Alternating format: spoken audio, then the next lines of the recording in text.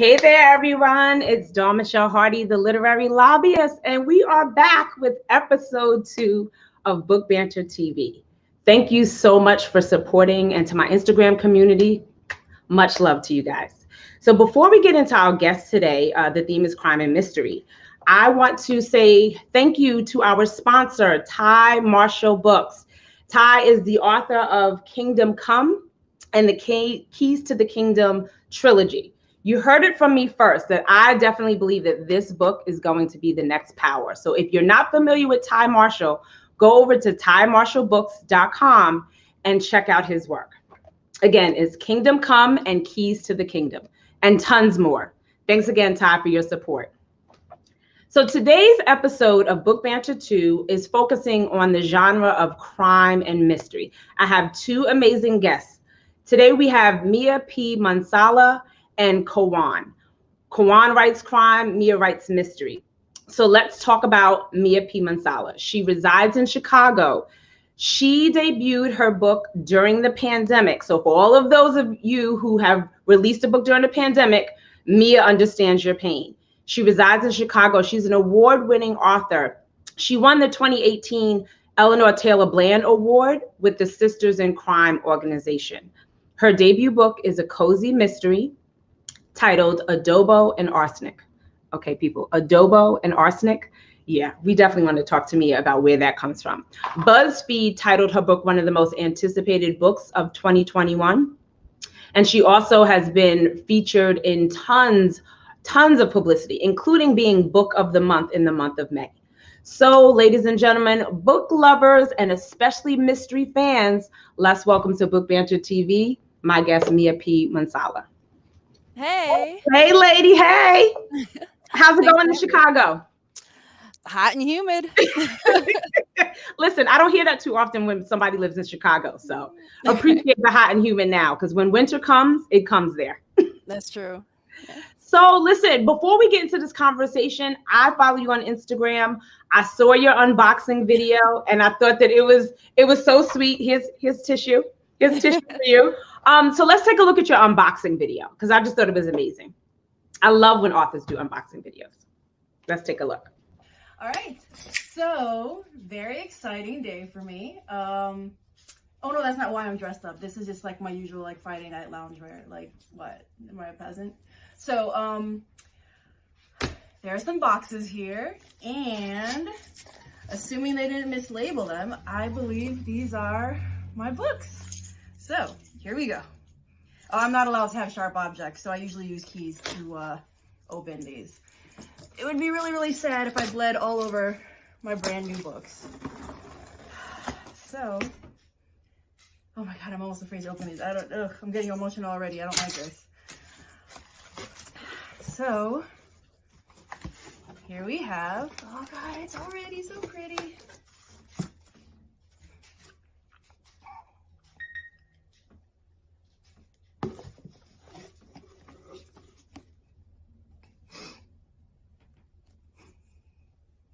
It's real.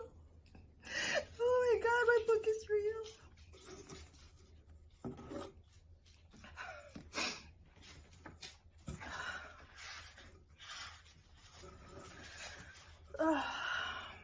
Oh, why am I looking at the dedication? I always cry when I look at the dedication. So, Arsenic Adobo is dedicated to my dad. He's no longer with us, but I thought he should be here for this video because so much of him is in this book. So for all of you who've supported me and my writing and Arsenic and Adobo, thank you so much. Look at how pretty. Thank you. Oh, Mia, I love it. Listen, I don't know what year your dad passed away, but I lost my dad at the end of 2016. So in honor of you and your dad, here's a photo of me and my dad. Black Santa. That's what I used to call him, Black Santa.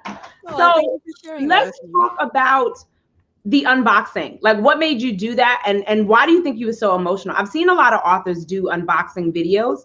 you've been working on this book. You know it's coming. You know what the cover looks like. So why were you so emotional? I just, I did the unboxing video because I feel like it's one of those, it's like that author like bucket list. You've seen so many people that do it, and so you're like, one day that's going to be me. Like I've always said that. And because I debuted during the pandemic, I didn't get physical arcs. So like in the past, authors would get advanced reading copies, so like before publication, and there would be physical arcs that people can hold up and show, and I didn't get that. So like this was like especially important to me because I feel like I missed one milestone. I definitely knew I wanted this one. And it's just, I say this and it always sounds so cheesy, but I can't, like, you're never really ready for your dreams to come true, I think. Right. Yeah. Like you said, years in the making, and it was there, and then physically. And then what made you, so you dedicated the book to your dad. What year did he pass away? Like, was he instrumental in influencing you to become a writer? So he passed away at the end of 2018. So sadly, he wasn't around when I finally got this deal. He wasn't necessarily instrumental in me being a writer, but he was instrumental in my love of food and family and community is a huge part of this book. Like, yes, there's dead bodies. Yes, he's investigating a crime. But there's dead bodies, but there's a good dinner dish. There's a good dinner dish, people. But the heart is about this family and this community and pulling through. And so much of him is in the book in that way. Okay. And listen, I appreciate that. When I saw that, I was like, oh, yeah, she's a daddy's girl like me. Kudos to you, Mia. Kudos to you. So like so many authors, as a publicist, I worked with so many authors last year who it was their first book during a pandemic. So that whole tradition of going and bouncing around to bookstores, as we see here, you were kind of masked up. What was it like having your first book, but being in the middle of a pandemic where you really can't do the meet and greets that traditionally take place for the book launch? I mean, some of it was like, like first world problems. Like, again, like I had been dreaming about this for years. I had this big idea what my launch party would be like. I was going to have a cake with my book cover on it. I was going to have all my friends and all these people who supported me along the way. And then, I was lucky. I have some really good friends. So in this photo, 2 of my closest friends came over to surprise me on my debut day, because most people don't know, but like debuts happen on Tuesday. So like yes, a random day of the week. Nothing sexy about Tuesdays, but that's when books come out, on Tuesdays. Exactly. So like I took the day off work because I knew it was going to be really important to me, but like otherwise it could have just been like a regular day. Like, I got my nails done, I got some cupcakes, but otherwise it wasn't a huge deal. So when my friends surprised me, with the cake and the bubbly, like that's when I was just like, oh my God, this is real. Yeah. It really helped me kind of recover from like that loss of having otherwise, the in-person event. I love it. So for those who are not familiar with you, tell us what Arsenic and Adobo is about. First of all, even in the introduction, I was sharing how much I love the title of the book. Like, talk to us about what the storyline is about. And did you yourself come up with the title?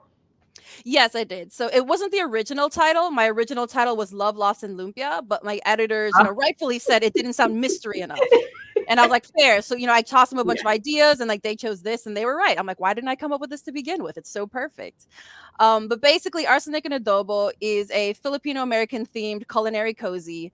And for those of y'all who are not familiar with cozies, I call them like the hallmark of mysteries, or like rom-coms with dead bodies, basically. So it's like it follows. I'm going to describe it that way from now on. A cozy is a rom-com with dead bodies. I like that. Like, well, because it follows a lot of the tropes. Like the whole first page is me playing with the tropes. So it's a young woman born and raised in a small Midwestern town, leaves to Chicago to try to make big things happen for herself, fails spectacularly, has to move back to her house and lick some wounds. Okay. She has to save her aunt's failing restaurant. She reconnects with her high school sweetheart. Oh my God. It really sounds like, so do you have any film adaptation in the works? Because honestly, I've been taking film courses and this sounds like it's going to be on the screen. Yeah. I mean, I can't say too much because like nothing is official technically, but there are some put the dream out there. Put the dream out there. There are some things in the work that I would love to actually like come through. Yes. So, Portia says a rom-com with dead bodies. Interesting. Yeah. Listen, if you're in the elevator and you got to explain to somebody in 60 seconds or less from the 5th floor to the 7th floor, what is a cozy mystery? That's what I'm going to say. A rom-com with dead bodies. They'll get the hint. But in this particular rom-com with dead bodies, your cozy mystery, you have recipes. Can you talk to me about the recipes in the book and why are recipes in a mystery book? So first of all, it's her. She's trying to save her auntie's restaurant, and her ex-boyfriend has turned into the town's vindictive food critic, and he's been trying to shut her restaurant down. So like one day, mid-meal, mid-review, he passes out and dies, and it turns out he was murdered, and she becomes the main murder suspect. So is he murdered before his review comes out? No, like he's been releasing like several things, but he was like there again for a more recent thing. Okay. And then he was murdered there, and she becomes the main suspect and has to clear her name. Oh, and so, wow. like, oh my God. And the restaurant community really plays a large role in the book. And I feel like not a lot of people, at least a lot of Americans, are necessarily familiar with Filipino food. And I would love, I love the food. My dad was the cook in the family. You know, he's the one who instilled the love of our culture and food for me. So I knew I wanted to try and invite people to engage with my book in a different way than you normally would. So name a recipe that's in the book, and how complicated are they? Because during the pandemic, all I did was cook from recipes because I didn't want to eat anybody else's food, not even takeout. I was like, listen, we're in the pandemic. I don't know where your hands been. I'm gonna make my own food. So I opened up the cookbook. So I would love to try to make something in the book. How complicated are the recipes? They're not that complicated because like I'm the one, I have to test the recipes, right? Like I'm not gonna like steal something from the internet and be like, good luck, and I love cooking for people, but cooking for myself, I get real lazy. So I wanted to make it where like most of the ingredients you could probably find in just like a regular like grocery store, like a regular grocery store. There's a couple of things that might be a little more difficult, but in general, you'll find it like an international market or something. Yeah, exactly. Is it like spices or actual main ingredients? Some of the main ingredients. So like adobo is like a style of cooking in the Philippines. It usually has like vinegar, garlic, soy sauce, and bay leaf. Real simple, like for the main dish. But like the dessert, there's a cookie recipe. Oh, okay. Called ube crinkles, and ube is like a purple sweet potato, a purple yam that we use in our desserts. So like that's a main ingredient that might be a little difficult to source if you don't have like an Asian market near you, but it is available online. You can buy that stuff there. So what have readers been saying? Because the last time I went on Amazon and looked at your book, the reviews were just amazing. Like, do you read them? Because I know sometimes, authors and actors, they don't like to read the comments and the reviews of their work. But this is your first book. Have you been reading the comments? Not in a while. Just because I feel like reviews are for readers, and I want people to be able to share their honest opinion, even if they're hurtful, even if they're negative. But it's, the book is out in the world, and it's no longer in my control, right? So people are allowed to engage with it the way they want. But people have they've contacted me through my website. They've DM'd me and said, a lot of them are like, thank you so much for this book. I never thought I would see, myself and my family on the page. Nice. And that's what you want. That's that diversity, So now this is a series. I know this is a series. So this is book one. When and how many more books can we expect? So I currently have a 3-book deal with Berkeley. Like, fingers crossed it does well and they want more. Book 2 comes out February 8th, 2022. And book 3 tentatively November. 9 months in between each. So like I am like I'm on deadline right now. Wipe your brow, girl. Wipe your brow. So is that traditionally how it goes? Because as a publicist, I've never actually worked on a mystery project. But you're writing you're delivering books 9 months apart. So did you write the whole thing and now you're kind of just editing in pieces? Like what's that process like? Because the turnaround is so quick with the publisher. 9 months is a short turnaround. It really is. It's more common for cozy mysteries and romance. Like the readers like really voracious. Like they want that series. They want that next book. So it's a little bit tighter than maybe like a literary book or like a thriller or something like that. Yeah. Okay. Well, listen, Mia, I want you to stick around. I'm going to have more questions for you. I'm going to bring in the next guest, but I definitely want you to stick around. I'm excited to talk to you about the, we talked about the recipes, but I'm definitely excited to try one. So stick around. I want to talk to you a little bit more. We're going to bring in our next guest. But thank you so much, Mia, for being here. Again, Mia's book is Arsenic and Adobo, and it was featured as the book of the month I don't know if you guys are familiar with bookofthemonth.com, but you need to check it out. Like, so when the nation is saying this is the book of the month, take notice. My next guest, oh my goodness, does he really need any introduction for you crime readers out there? Quan is a native New Yorker. He has over 1 million books in print across multiple formats. He's the author of over 20 books. Diehard Knicks fan, as you can see from this photo. He's been interviewed in Time magazine by Ta-Nehisi Coates. He's been featured in King, and he's won no shortage of awards. I can't even run down the list. He's been featured in Entertainment Weekly. He is a dear friend to me and my career, and as long as I've been in publishing. So everybody, live from New York, welcome to Book Banter TV, Kawan. Hello. Hey man, what's going on? How you doing? What's up? Is the light okay? Yeah, we good. There you go. We good. You know, yesterday I had the crazy light play yesterday in here. Listen, I know your vibe. That's why I got a little wine. Mm-hmm. Oh, so okay, so I ain't got to sneak into my yeah, okay. I know how you do. That's brown with a lot of ice. No, I don't. No brown. No, I'm just having a cool beer. It's been a full day. Okay. So I'm like, before I get to the brown, let me see how I feel about it. Well, man, listen, thank you so much for being here on the show. I just want to jump in because you have such an amazing career. But the first thing, I always have described you as an urban fiction author. No. Like, and millions of people do. However, I know that from our conversation, you're like, I don't identify with urban fiction. Can you talk to us about why urban fiction is not how you categorize yourself and crime is? Yeah, well, it's not that I wouldn't say that I don't identify with urban fiction, because I think urban fiction is necessary, and I love the genre. I think that it was not based on my stories that I was dubbed an urban writer. It was based on my presentation, who I am. And so when we had entered a space with everybody's an urban this or street that or this, it kind of paints you into a box. Yeah. So me, and I've always been someone who's prided myself on being the oddball in the room. Okay. So I needed something to separate myself. And I was like thinking like, man, my books are in urban settings, but are they really, I don't really write about the same thing everybody else is writing about that they're classifying urban fiction. So what can I do to separate myself? And I started looking at other writers who kind of do like if you ever read Jackie Collins, I'm sure you've read Jackie Collins. Jackie Collins writes if Jackie Collins was black, they would call her stuff urban fiction.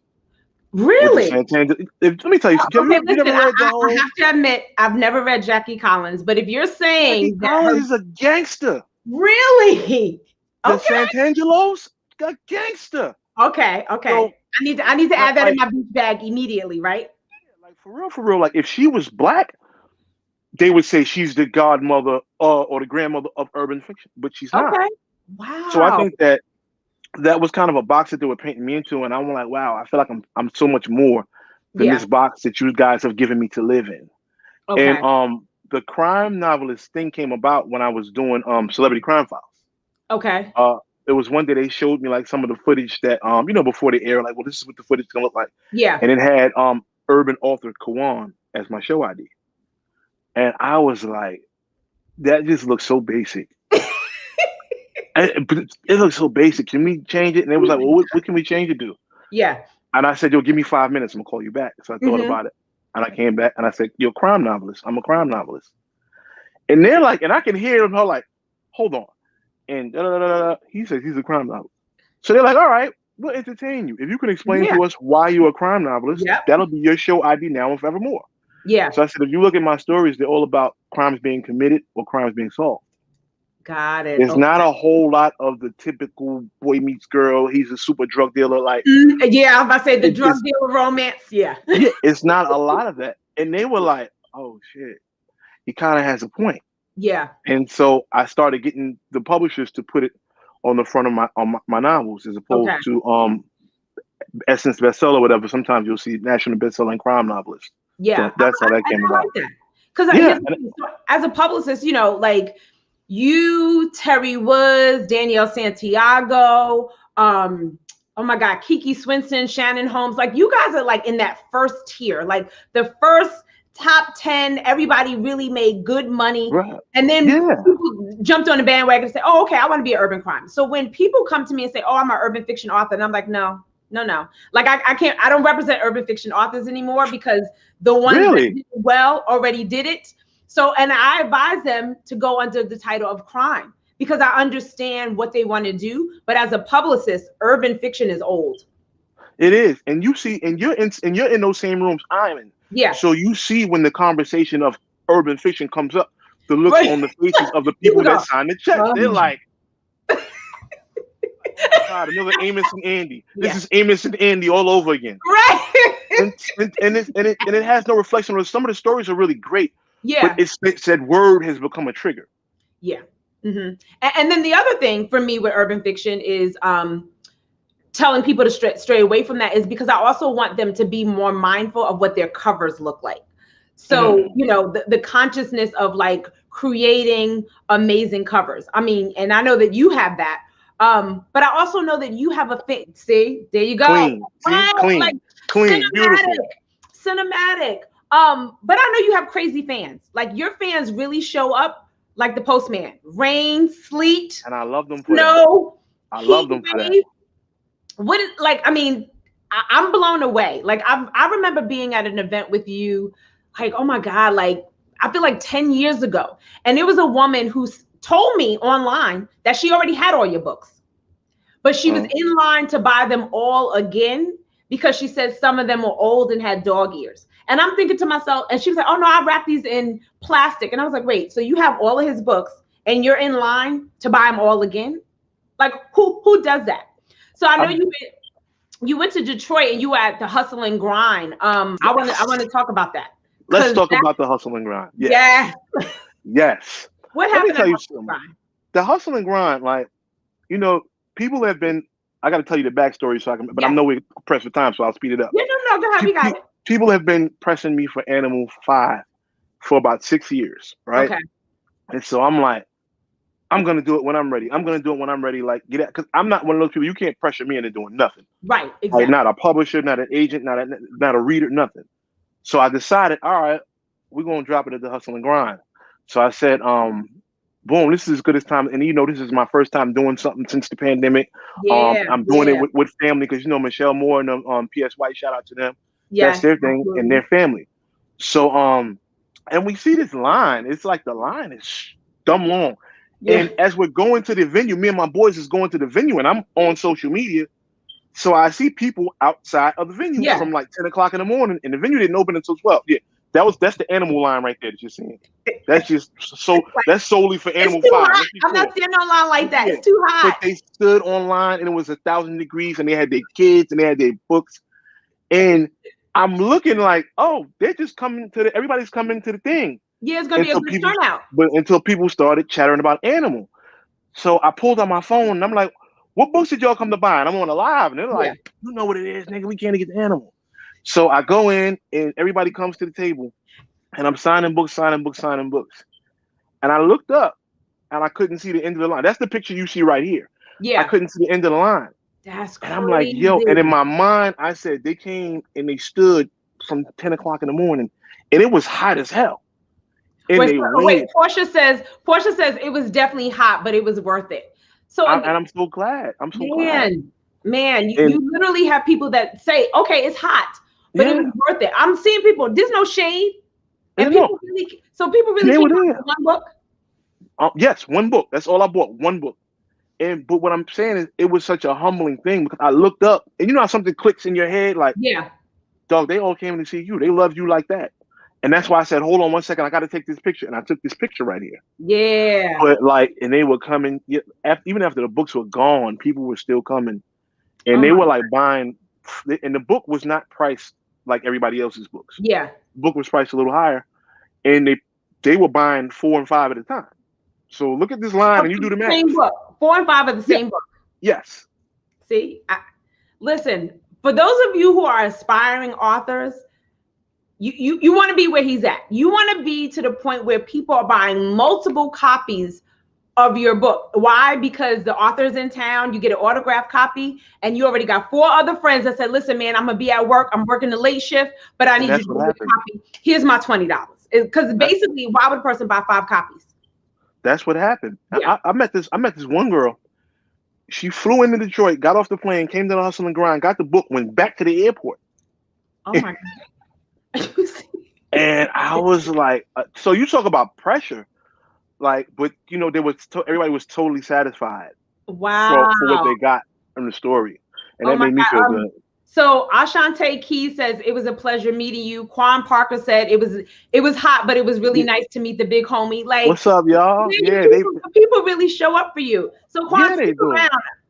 I want to bring Mia back in and talk to you guys a little bit about the category of crime and mystery, because it actually is one of, like, the next to romance, is actually one of the largest categories when it comes to fiction. So Mia, meet Quan, meet Mia.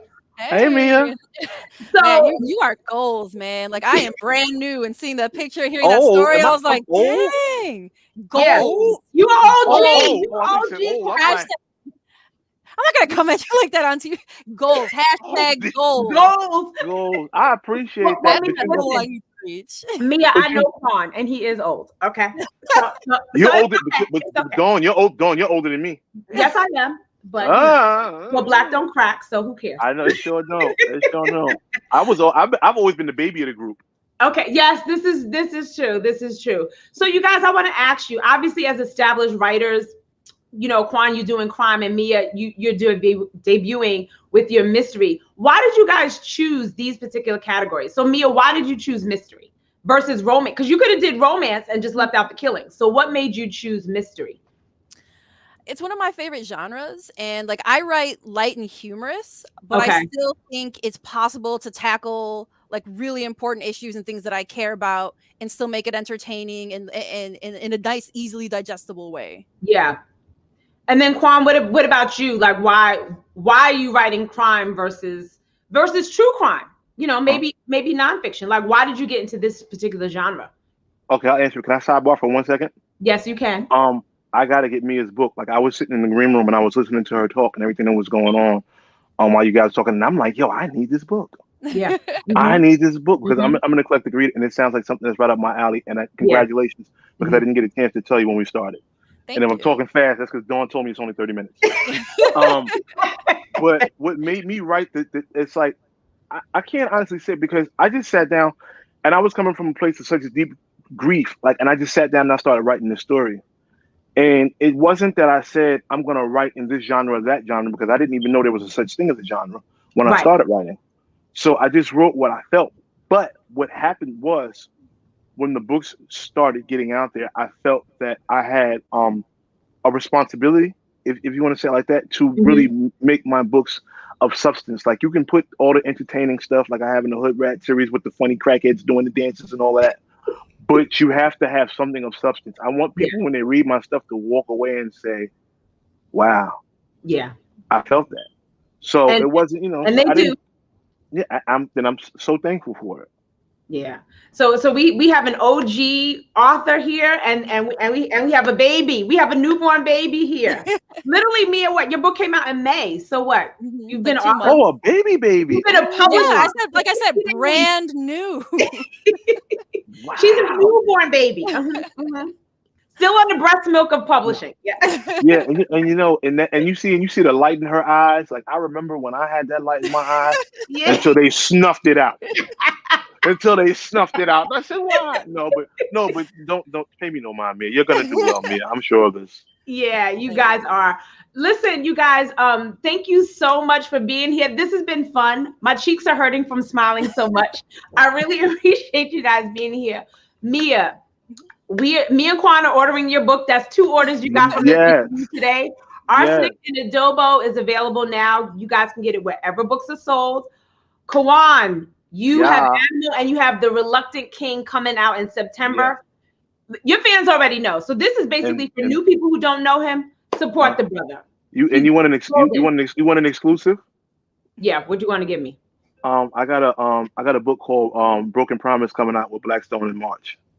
See, look at that. Save the date, everybody. Save the date. The man just keeps writing. Mia, you got a lot of catching up to do. He already I know. Get to writing, girl. Get to writing.